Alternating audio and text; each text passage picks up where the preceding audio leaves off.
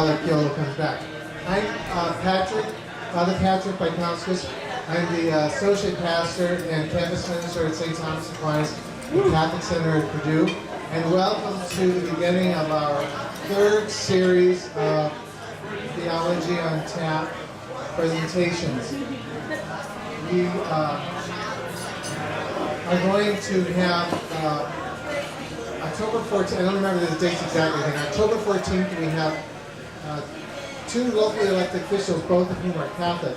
We'll be talking about responsibility of being Catholic and voting in preparation for the November elections. In November we have Father Charlie Bouchard, a Dominican priest who's former president of the Aquinas Institute, talking about being ethical in professional life. And in December, Sister Joseph Andrew is going to be talking about loneliness and the writings of Pope John Paul. So thank you again for being here tonight. I have the pleasure of introducing Father Richard Chioloa, who is a priest of the Springfield Diocese. I used to live in Springfield, and that's how I got to know Father Chioloa. He is a person who was very instrumental in my own vocation to become a priest. I met Father Richard about 15 years ago, and about 2 years after I arrived in Springfield, he left to teach at Yale at the Divinity School for several years, and then went to teach at Collegeville at St. John's, and then after that was at the University of Chicago, working in campus ministry there. And now he's back in Springfield, and does a lot of work with continuing education for priests in the Springfield Diocese, and is also a licensed therapist. So we're very happy, I'm very especially pleased to have him with us tonight to talk about a very important topic, and that's pornography on the internet. So welcome, Father Richard Chioloa. Thank you very much. It's Springfield in Illinois. There are 20-some Springfields in the United States. My habit when I was in college was to talk about theology in bars, not sexual addiction. I didn't know anything about sexual addiction until my sister got me involved in it. She's a therapist, and she asked me if I would go with her for the training because she said that she needed a priest to help deal with the spiritual part of it. Well, I ended up being a certified sexual addiction therapist myself. Here is something with her name and address on it and phone number in case you need to send somebody in the Springfield area to therapy. But it gives you, if you could help pass those out, I'd be appreciative. It gives you the criterion that a therapist is going to be looking for when you walk in their office, what you're really doing that would indicate that you're a sex addict. Now, one of the problems about talking about sexual addiction in a bar is that addictions tend to commingle. So people oftentimes will admit to acceptable addictions like alcoholism in order to cover up the not so acceptable addictions like sex addiction. But here are 10 questions that you'd be asked by a therapist like my sister. You'll notice things like preoccupation, which means the obsession, the constant looking for. You'll notice things like compulsivity, they can't resist doing. You'll notice things like if you get in trouble, you go and do it anyway. All of those are indicators of an addiction, that you're obsessing about something, even if you're not doing it, you're thinking about it a lot. You can't keep yourself, is what people will say. I just feel compelled to do this thing. And the third one is, even when it gets me in trouble, I go back and do it anyway. John was just telling me about somebody who was being investigated for using child porn on the internet, and the police couldn't find any pornography on his computer because the guy had been tipped off by a law enforcement person. But they did find in pictures of his family on the wall that he had hidden some of his favorite pictures of child porn. That's obsession, compulsivity, and risk taking. Right? Those are real clear indicators a person's an addict. Now, the second thing I want to share with you is an announcement that David, how do you pronounce his name? Duchovny,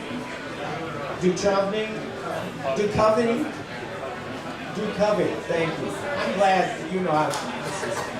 David Duchovny has announced that he is a sex addict and he's gone in for treatment. So this has spurred a lot of people to start asking, well, what is this sexual addiction? Bill Clinton in the closet with Monica Lewinsky, obsession, compulsion, and risk-taking. Sex addict, real clear. Anybody who knew anything about sex addiction knew about that as soon as it was announced what he'd been up to. So we have a lot of very high-profile people who have the indicators of sexual addiction in their behaviors. Why is that true of high-profile people? And the answer is very simply because of power.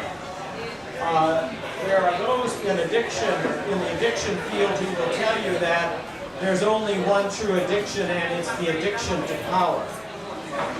And what's going to happen when somebody gets too much power is that they're going to feel entitled, and entitlement is a serious problem for people who end up with addictions, whether it's sex addiction or alcoholism. I've just handed out a little drawing that will help you understand how addiction functions in the person.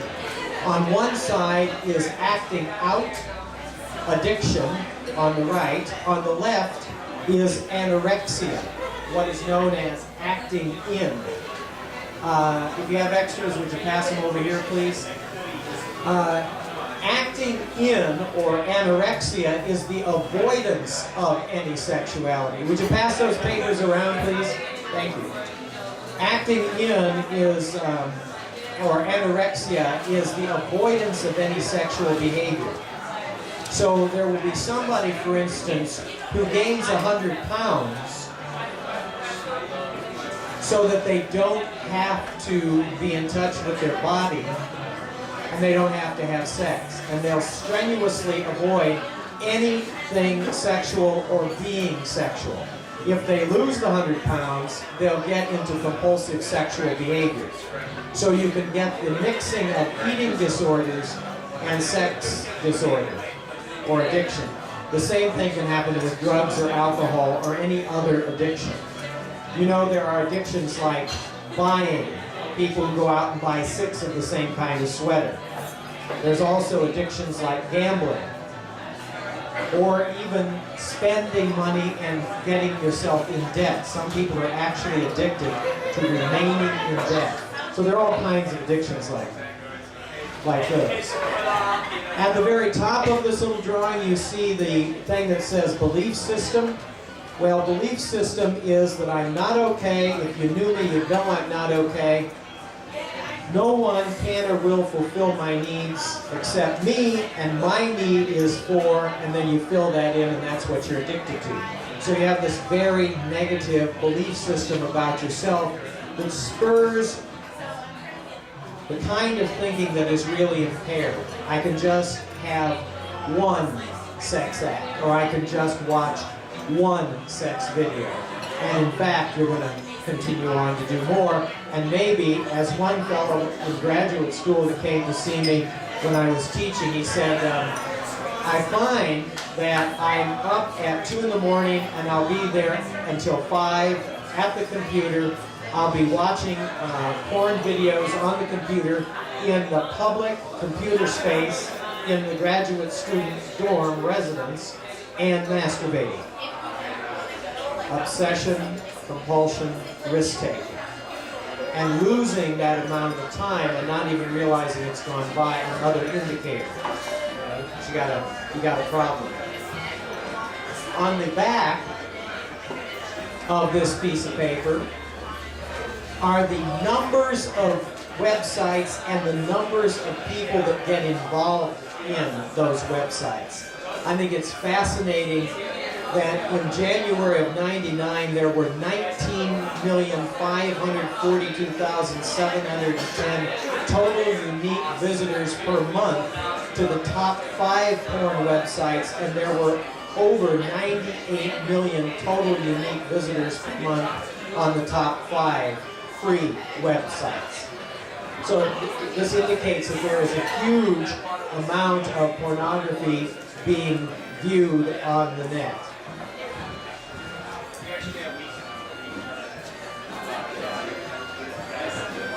One more handout so that you get, again, a little more fill-in on what gives with pornography on the web.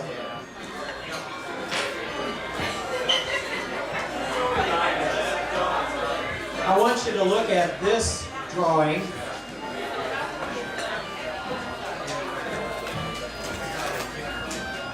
Which describes the different kinds of use of pornography on the web. Some people,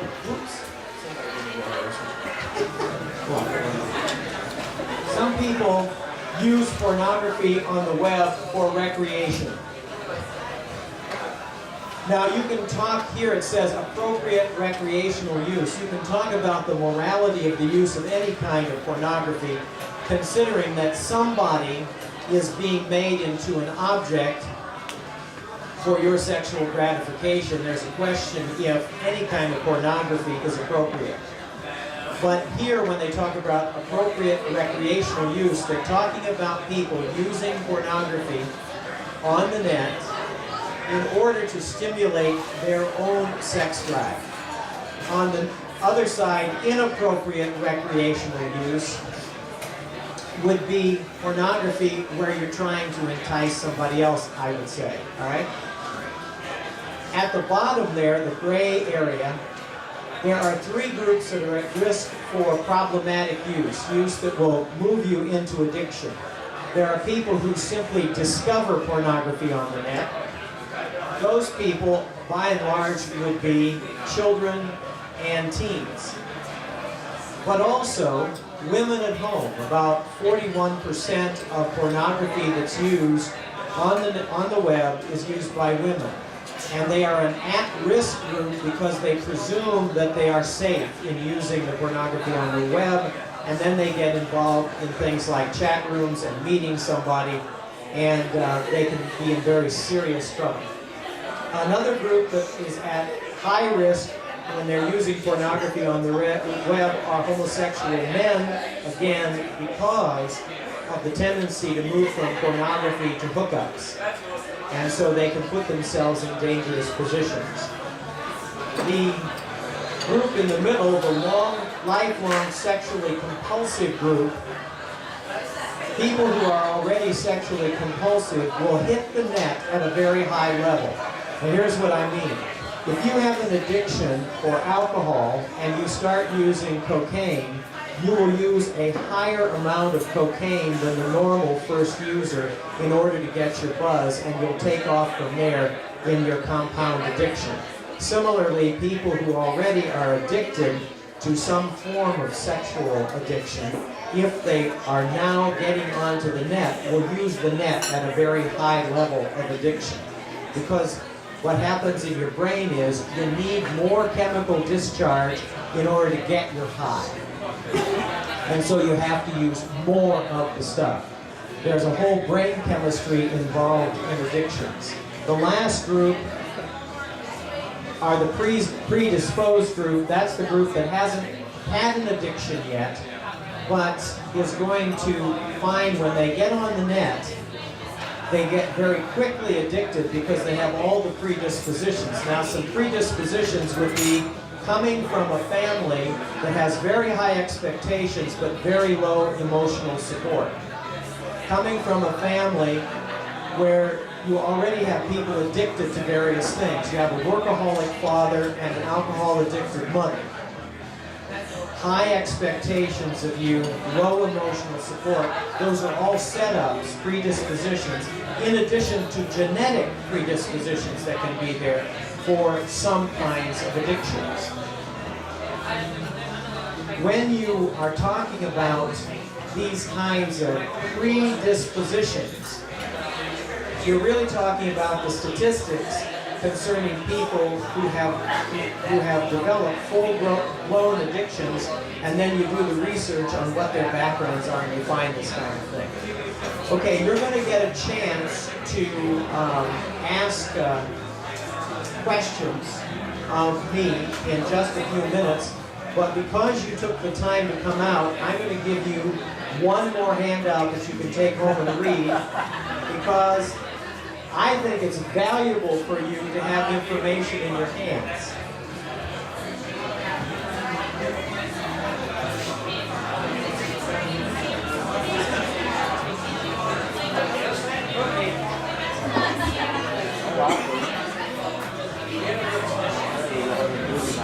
This is an excerpt from a book by one of the chief researchers in sexual addiction, Patrick Barnes. He's the fellow who taught me and prepared me for my work as a certified sexual addiction therapist.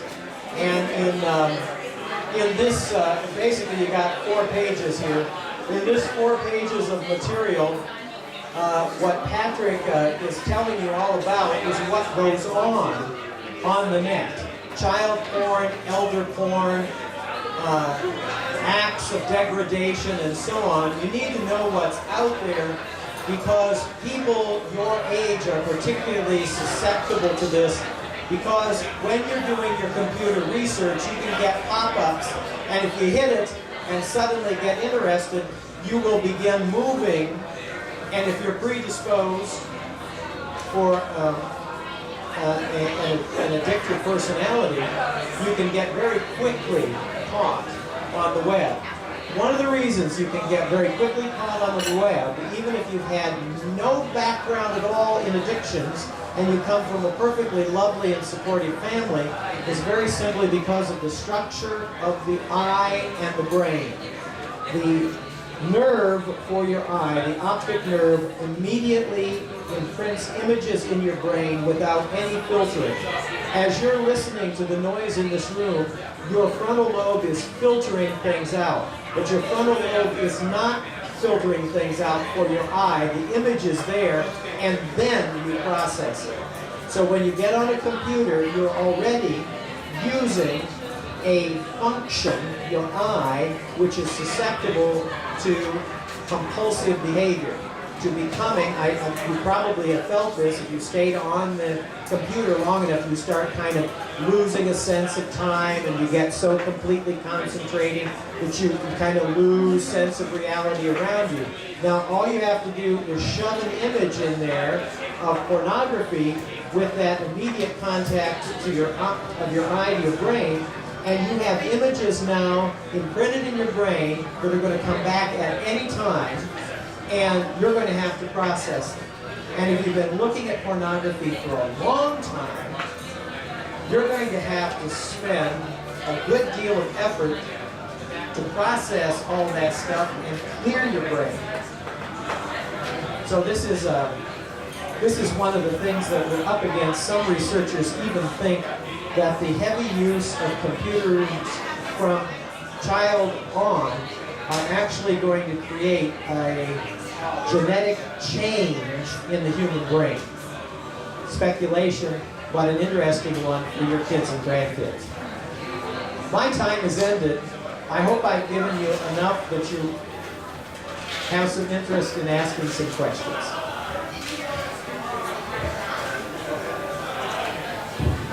Thanks, Andy. We'll hand out cards, 4 questions. We'll just take about a 5-minute break, and then Father Richard will come back and answer your questions. Yeah, feel free to close out your tabs and stuff too.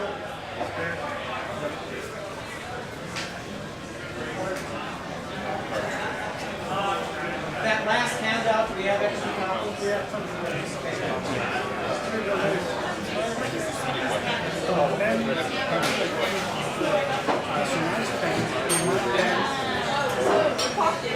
Yes. okay. I'll pick more up at work. I'll talk to you directly.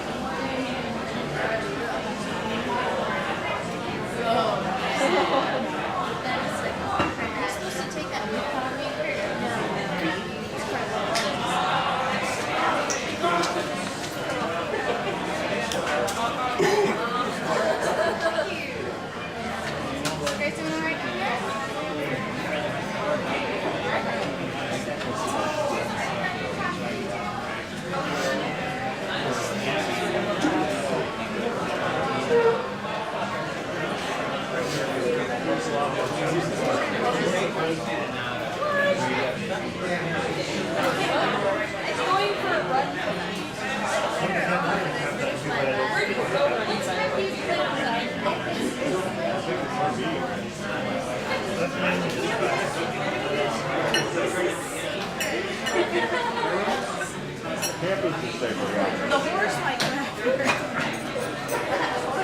Sorry. It's so good. Are you guys making fun of me? No. Making fun of us. Blocking hard. Yeah. Okay.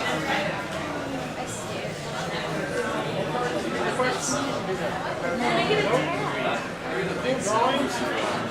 One sec.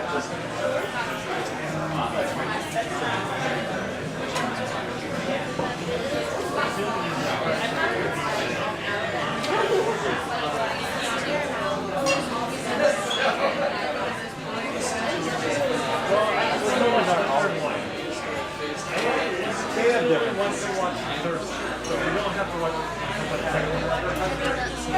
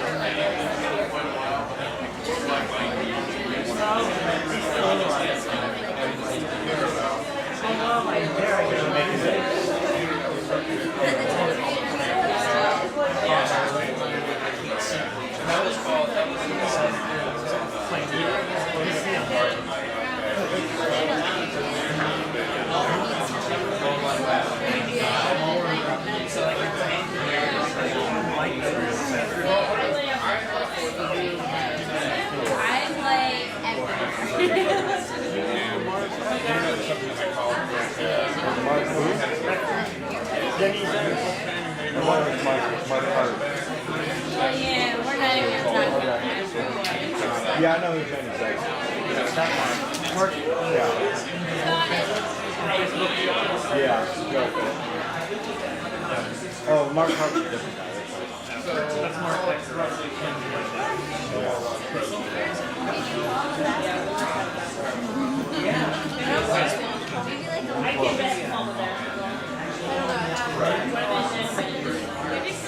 have one.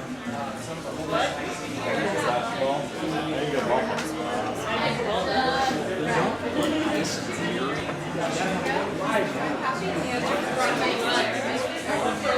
Chill tomorrow. Doug, if you need help, Michelle will drink and I didn't really like that. Michelle's like, I want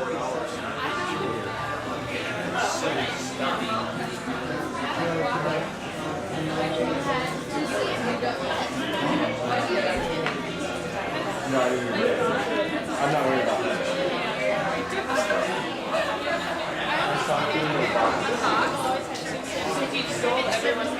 Hey, you were getting rid of that. You had already thrown them away. Here, I'm full and they're really yummy, so no, don't eat these things. I probably, yeah, we'll try that way.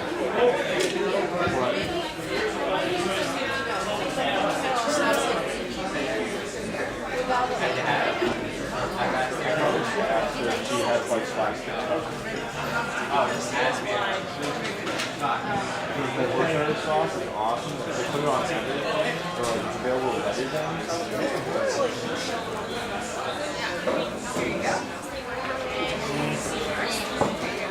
I have one more question. Do you have any of those little plastic cups? For your shamrock cups? Yeah. Well, that's cool too. Okay. Okay. Thank you. You're my hero. Before we get started with the second half, Eric would like to make an announcement. So I said, my name's Eric Pepin. I'm with the Purdue Catholic graduate students, and while we got the sex crowd here, we're going to advertise the theology of the body. All right. We're going to have a discussion group this semester, and it's going to run pretty much the entire semester. We're meeting Wednesdays every other week, and our very first meeting is tomorrow night. And we have a Google group, so if you go onto the computer and you write Theology of the Body Purdue into Google, it will come up with our group, and we'll tell you what we do. There's a short reading for tomorrow, so it's not too late if you want to jump in. But the overarching theme of Theology of the Body is that John Paul II, at the beginning of his papacy, he connected the first 4 or 5 years of his general audiences, and it was founded on his vision of human love in the divine plan. So if that sounds interesting, we'll see you tomorrow night.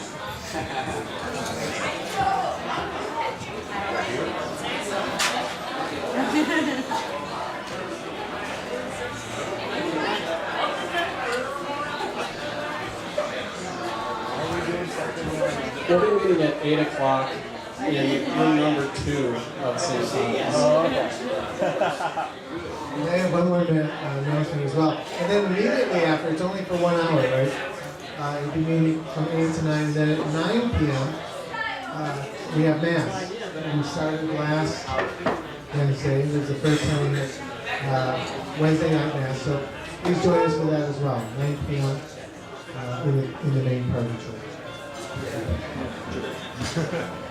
Okay, what I'm going to do, because obviously questions like this go over a whole spectrum, is just try to organize it by sharing the question with you and giving you my impression of. That's a new question? Okay. Okay, first of all, there seems to be a wonderment in the questions about how could somebody get addicted to sexuality, and why is sexuality such a potential addictive process? And the answer is this. We are living as created beings in a world that falls apart. And so we have a built-in compulsion in our bodies and in our brains to reproduce, because those who reproduce are going to die off, and the progeny will continue on after us. So sexuality is something at the biological level of the brain that you're set up to think of sexual things and to act on those sexual things. So the compulsion is already there. Now it's not unlike your compulsion to eat or to drink. You drink water so you can stay alive, you eat so you can stay alive, and you are sexed so that the human community can continue to stay alive. So at a very fundamental level, sexuality is not a problem. It's a reality. Now the question is, how do you deal with the reality? Just like you have to deal with questions about eating, breathing, general health, including social health and political health, in order to be a healthy person in community of humankind, so you have to deal with questions of sexuality. Now, part of the problem, as I see it, is because sexuality is so compulsive, we are compelled to procreate. That's why all these other things are there. There's a tremendous temptation to see sexuality itself as the problem. And if we can only get rid of sexuality or tone down our sexuality, then we'd all be okay. I don't think that's correct. Sexuality, by virtue of its fundamental reality in our humanity, is the nearest thing in us to spirituality. As created beings in relationship with God, our sexuality most clearly identifies us as being able to be relational beings. If you took away sexuality, what would the basis of human relationship be?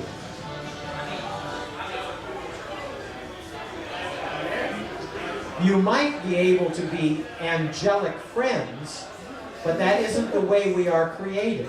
So even friendships among persons of the same sex, and I'm not talking about homosexuality, I'm talking about friendships among persons of the same sex, is based in our sexuality. We're the same sex. We think similarly. We act similarly. We look similarly. And the friendship is based precisely on the attraction of, hey, you're like me. Right? And so we can be friends.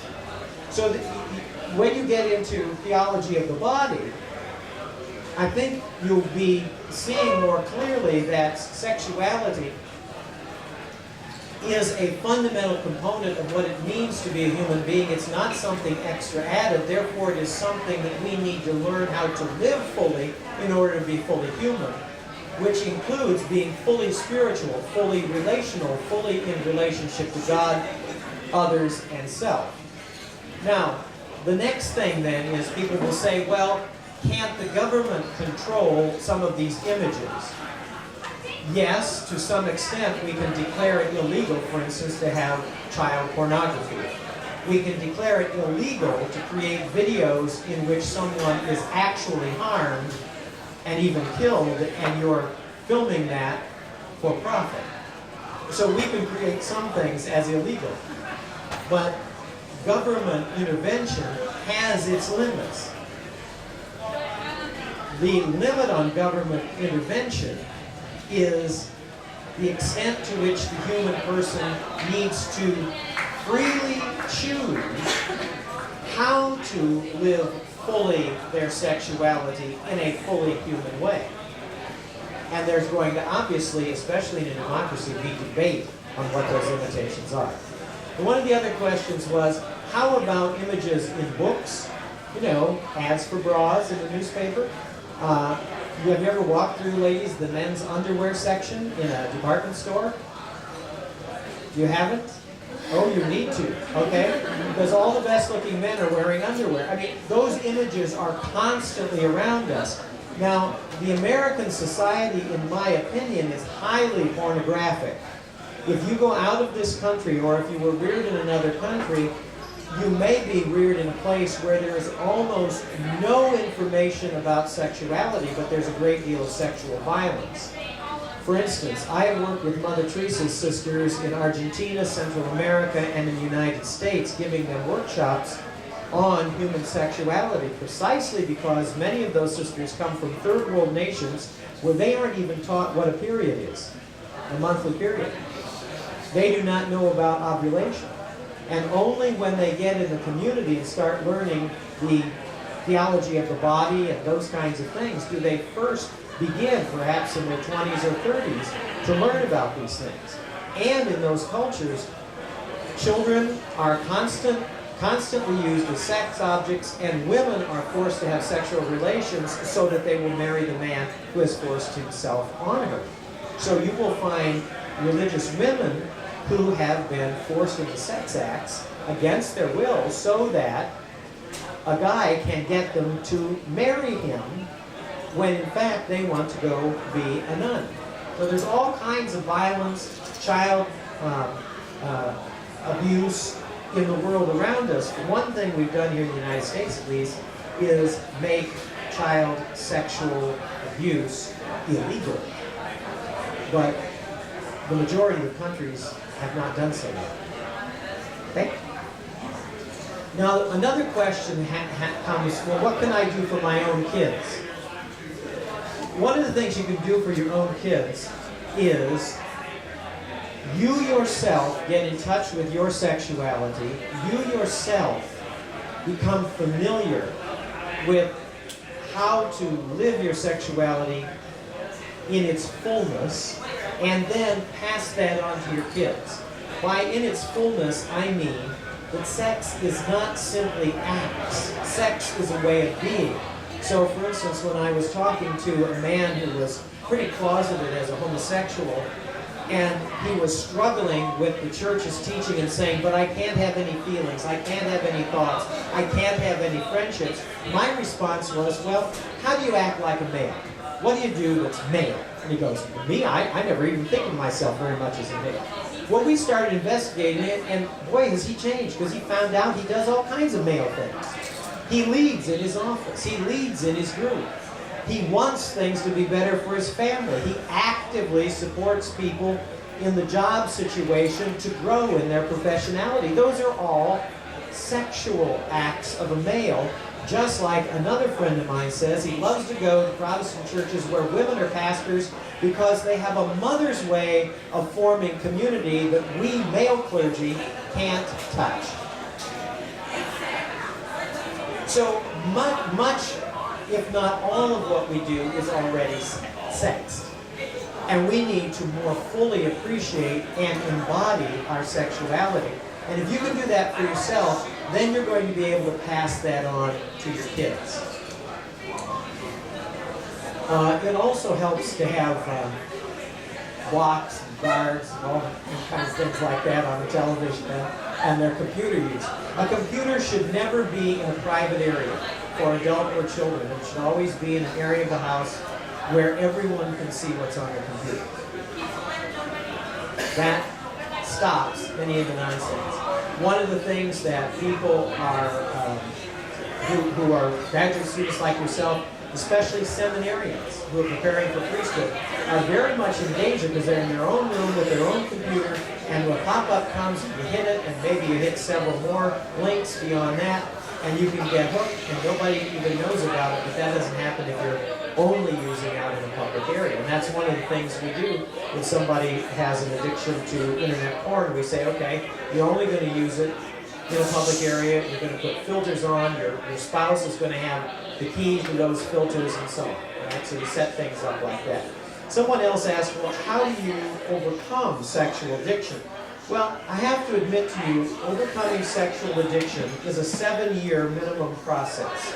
If somebody is truly sexually addicted, the real overcoming of that addiction only happens when you've been able to establish healthy, monogamous, committed relationship that is sexual.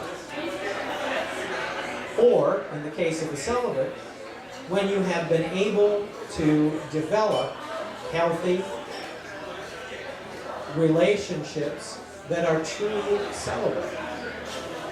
So the end of addiction therapy is the development of healthy relationships. It's not just ceasing the action. That's why somebody else asked in their question, well, what about things like masturbation? Is that always an addiction? No, it's not always an addiction, but it can be. One of the things about masturbation is because you're only concentrating on yourself, you can get a higher hit, sexual hit, than if you're paying attention to your partner. But you don't have the same relationality, therefore you don't have the same fully human satisfaction.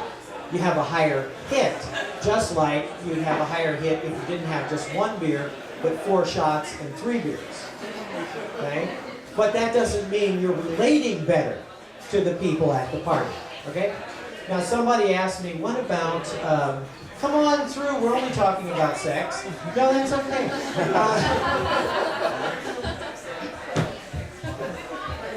We're not going to do any live, okay.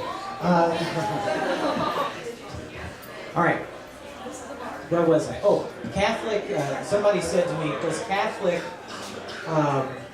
church look at sexual addiction in any way differently than other addictions? You know, I don't think that the church, whether in terms of all of us together, or the bishops, or some office where people are coming up with responses to questions like that, has come out with anything specifically on sex addiction. Because to be honest with you, there are still people in the field who disagree that there is any such thing as sexual addiction, even though it matches all the criterion for addiction as described under drug and alcohol. But it's not yet in the DSM-4 TR. It probably will get in DSM-5, but that's still being argued. What we do as therapists, if we're going to put you down as diagnosed with it, we will put you down as 302, I think it is, sexual addiction not otherwise, sexual problem not otherwise specified, okay? And so we'll say there's the compulsivity has gone overboard. So there's some question in the field among experts what exactly sexual addiction is. Some people don't like to call it addiction, precisely because addiction has a spiritual and moral connotation. You see, in order to recover from any addiction, and this is where the church would have something to say, in order to recover from any addiction, you have to develop your spirituality. And especially with sexual addiction, Patrick Carnes says that in all the over 1,200 cases that he's researched, people who have a regular spiritual life and a regular community practice do better in sexual addiction recovery than those who don't. The reason is very simple. Sexual addiction is a way of taking care of my own needs. Spirituality is a way of opening myself to the gifts, or what we call grace, from others, principally from God, but also from each other. So the development of spirituality is the development of relationality. And that's exactly the opposite as the sexual addiction, which is isolated. Okay? Now I can tell you stories if you want to hear stories. I think I've hit most of the questions. Is there anybody who wants to speak up?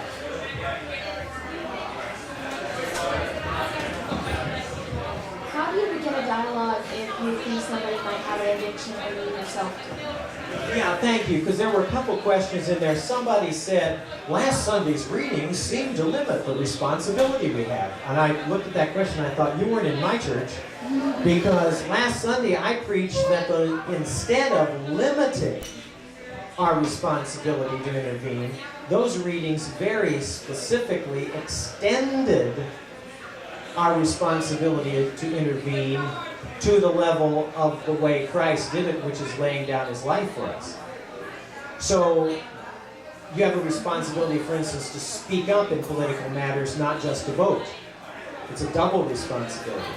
Or again, you have a responsibility to love your neighbor, because love is the only thing that fulfills the whole law.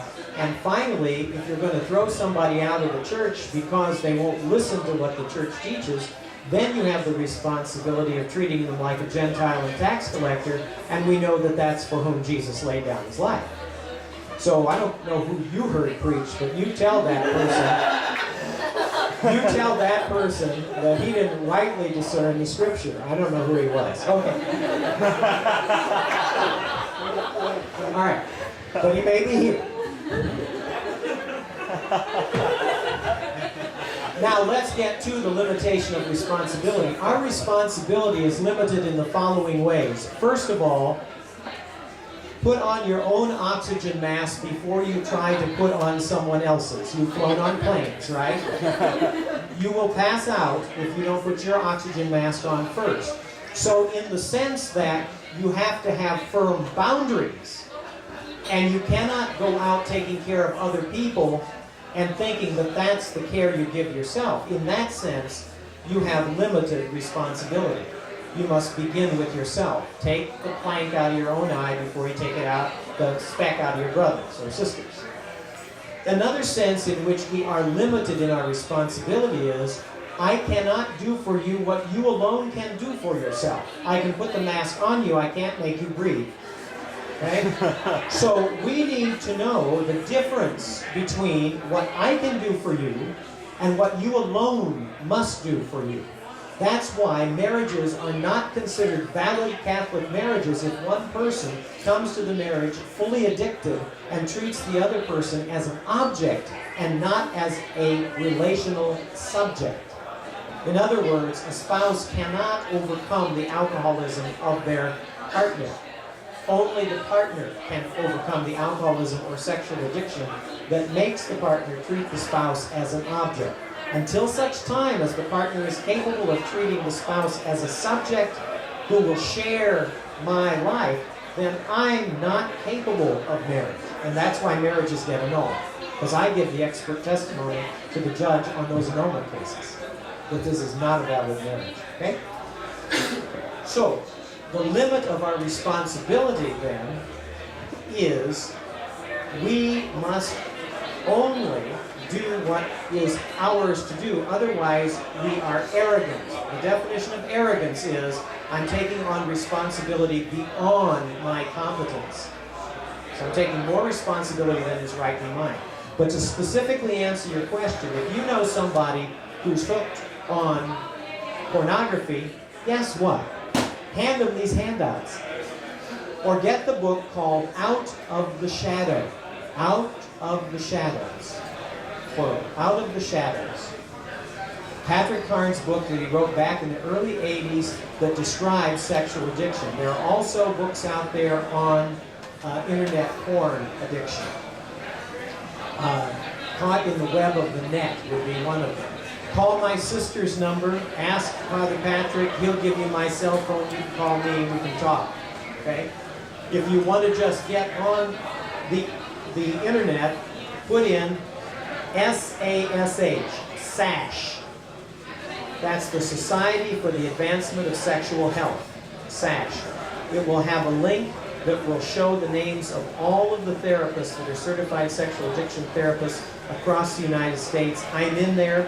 You can get somebody in whatever area of the country you need them as a contact person to talk to on the phone or to send somebody to. So there are all kinds of ways of helping somebody, but I think it's only fair to say to somebody, look, here are the signs that you are addicted. One, you're constantly obsessing about this. You've seen the Ring trilogy, right? What's that called? Lord of the Rings, okay? And you know the little golem that keeps going, I am precious! When people treat pornography that way and they can't do without it, they're obsessive. Compulsion. When I'd rather be there than someplace else. And I'm drawn to this repeatedly. And thirdly, risk-taking. When it's getting me in trouble in relationships, business, with my studies or whatever, and I'm still doing it, they're the three indicators you need help, whether you think you do or not. I can't get it for you, but I can show you how to get it. I'll even go with you. Okay? Those are the things you can do.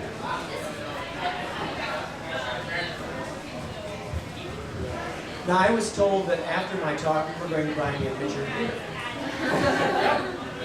But I'm not addicted. Thank you very much, Father. What did you say about the Lawyers in the Accident? You're a horrible preacher. Nothing. No, you're fine. You're fine. We'll discuss it later in confession. Thank you. Thanks again. And once again, the next Theology on Tap will be Tuesday, October 14th, here at 8:30. Representative Joe Micon and Representative Klinker, both Catholics, both of the area, are going to be talking about whether or not God is a Democrat or a Republican. Be here and you'll find out. And again, we have another talk in early November with Father Charles Bouchard, and then early December with Sister Josephine. So thank you again for being here tonight. And check out the website, which is Just Google Theology on Tap at Purdue. If Theology on Tap at Lafayette, Purdue will get you right there. Or I think there's a link. You can get to it off the St. Tom's website too. Yeah. Yes, you can. Yes, you can. I was on there yesterday.